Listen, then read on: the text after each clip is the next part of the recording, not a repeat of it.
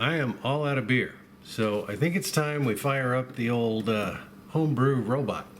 I just said, yes, man, right away, anything.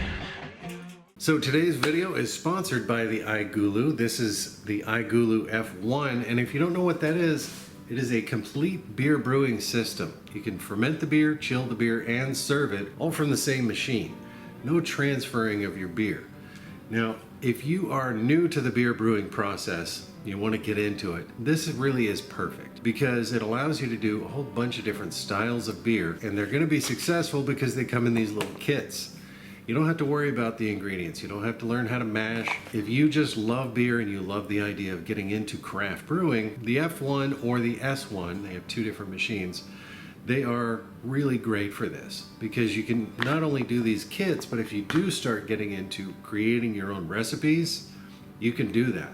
You can mash your beer on the stove, put it in the iGulu, then it will pressure ferment it and chill it, and then you could serve it all from the same vessel. Honestly, that makes life a lot easier, especially when you're doing something like lagers. iGulu just sent me this new recipe for a golden lager, and I'm really excited to try it out because one of the most difficult things about home brewing, especially if you're new, is doing lagers, and they require a different type of fermentation.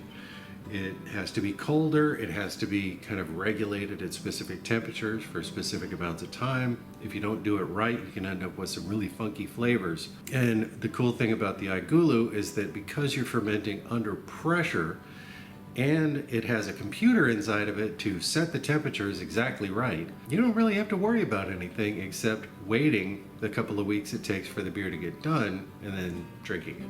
I really do love brewing beer. Sometimes I don't want to spend all day on a brew day and then have to do all the cleanup, which if you've ever brewed beer before, you know it's quite extensive. So let's just jump into this and I'll show you how easy it is. All right, so first things first, you want to sanitize your brewing equipment. And the best thing to do is use something like Star San. This is a no rinse sanitizer. So if you see a little bit of foam in here after we're done, that's not something to worry about.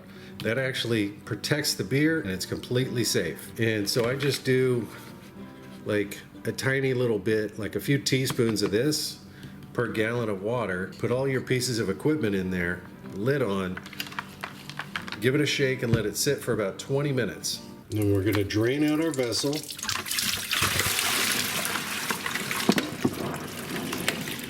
And I throw it into a bowl so that you can save some of that sanitizer to keep your equipment in until you're ready to use it. And like I said, with the Star San, it's completely safe to have that foam in there. It's not going to hurt anything. It's not going to hurt you. It's not going to hurt the beer. And on these recipe packets, check out the website because there's a whole bunch of these.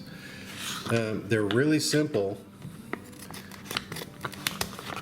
Be careful when you cut the top because this is a double-lined pouch. You've got wet ingredients and dry. The dry side just has your yeast packet and your RFID tag. Hang on to this because you're going to need it in a second. Here's all you do.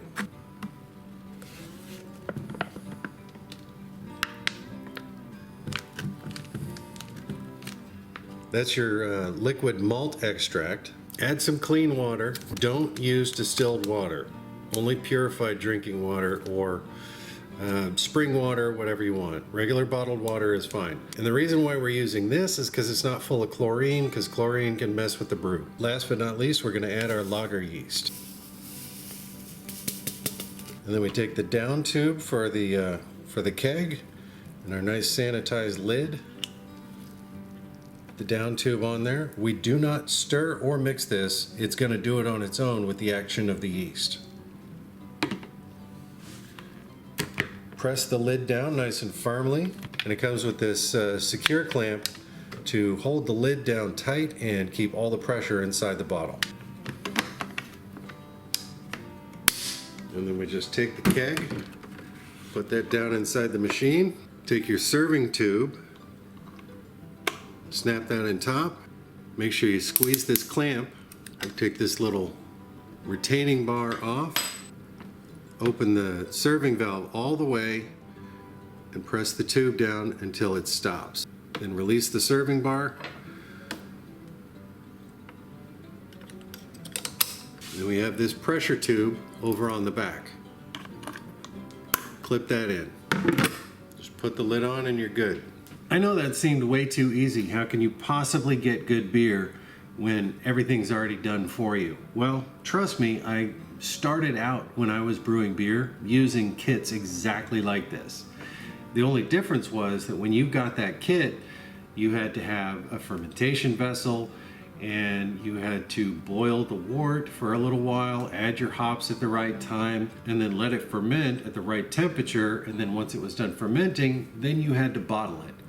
And then you had to let it sit for another 2 weeks in the bottle until it was ready to serve. I don't have to do that anymore because I have science. You take your little RFID tag that came with the recipe. Did you see this pop up here? That says Golden Lager, exit or next. We're gonna hit next and then brew. And it says we got 10 days for the brew and then 4 days for cooling. And now the light has turned orange to let us know that we are in brew mode. When it turns green, it's time to drink. So now all I have to do is clean up after brew day. Give me just a second.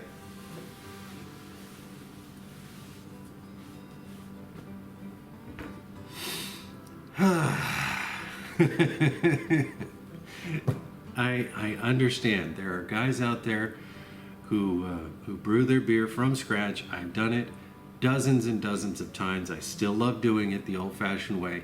But honestly, when you just want to fire and forget something, but still have fresh homebrewed beer, this is the way to go. They've got tons of different recipes right now. They've got porter, stout, IPAs. You can do kombucha in this thing. You can make wine, you can make seltzer. Check out one of my old videos where the first thing I did in this was a hard seltzer and it came out exquisite. You can use this for so many different things. And when you are new to brewing, something like this is really handy. It gets you involved in the process and you can decide whether or not you want to go further. You know, so if you do want to expand your skills and you want to get into the nitty-gritty of actually brewing beer from grain to glass, you can absolutely do that. You can buy your grain, you can create your own recipe on something like brewersfriend.com and go through the entire process and then put it in here. So yeah, we're just gonna wait till this light turns green and I'll see you when that happens. Alrighty, so it has been a couple of weeks and the beer is done. And I am very excited to have it because dinner's ready. The folks at iGulu said try this one with barbecue and see if you like it. Mouth's watering.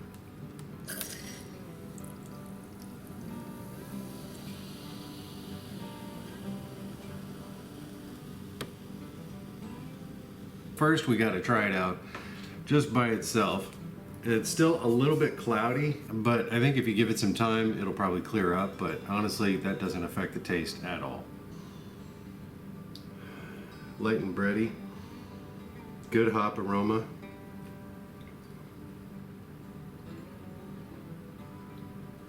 That's really good.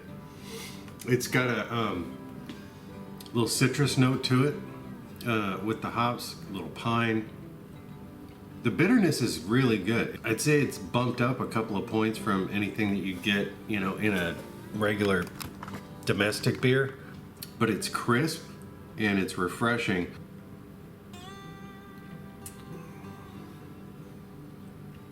Yeah, that's, I want about 5 more of these. All right, so we're gonna try the barbecue and wash it down with some of this to see if they're right on the pairing.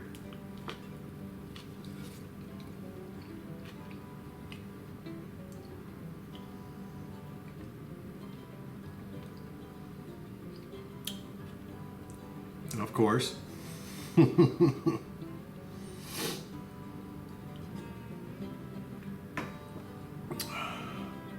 like that. I like that a lot.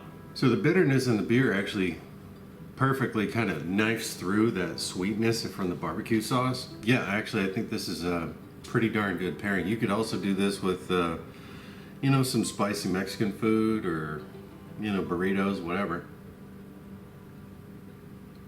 Hell, I'd have this one with pizza because this one's a lager and it finishes kind of dry and crisp.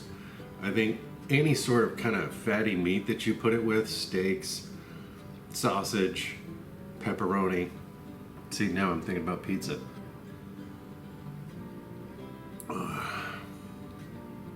Ugh. And the best part about this thing for me right now is that I don't have to wash a bunch of bottles. You know, like I said before, this thing pressure ferments so that you can do lagers in just a couple of weeks. It has temperature regulation. It's got its own little refrigerator in here, and that keeps your temperatures at exactly where they need to be for the brewing cycle, but also for serving. I mean, if you look right here, it's like 37 degrees or whatever for serving. You can do warmer, you can do colder. You can set that serving temperature wherever you want, and you can set the CO2 serving pressure. So, you know, a lot of them will serve just automatically. They default at 10. I dropped mine down to about 7 or 8 because I like it a little bit more of a creamy, you know, beer foam. You know, so when I finish this off, which will probably be this weekend, all I got to do is take the pressure vessel out and wash it. You know, just hand wash it, hand wash the lid, hand wash the serving lines, and that's it. And the fact that it uses the SodaStream CO2, just make sure you remember to get the one with the threads on it.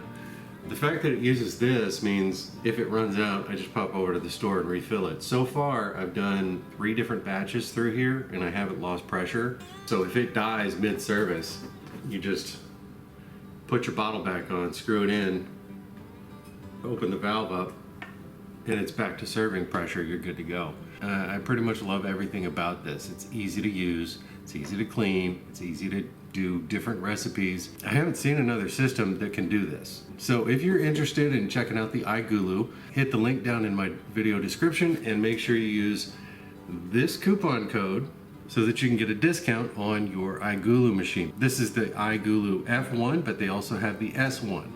The S1 doesn't have the integrated CO2 canister in the back like this one, but you can buy a block that you screw your canister into and then do like 3 or 4 different serving lines off of it if you have a couple of these things. The best thing about this thing is the computer. You know, it works with an app on your phone, so if you're doing your own recipe, then you just program in the times and the temperatures that you want for the fermentation schedule, and you're good to go. If you don't want to do any of that and you just want to use one of their kits, you just pour it in, scan the sticker, and you're done. And it'll tell you with this nice little friendly green light right on the front that it's ready to go.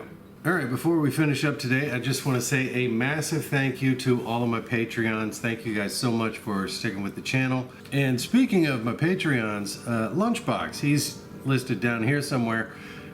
He just started a YouTube channel on distilling, so I highly encourage you to go check him out. I'm gonna put the link down in the video description for you. Way to go, buddy. I think I'm gonna drink 2 or 3 more of these beers and eat my sandwich. So thanks for watching, and I'll talk at you later.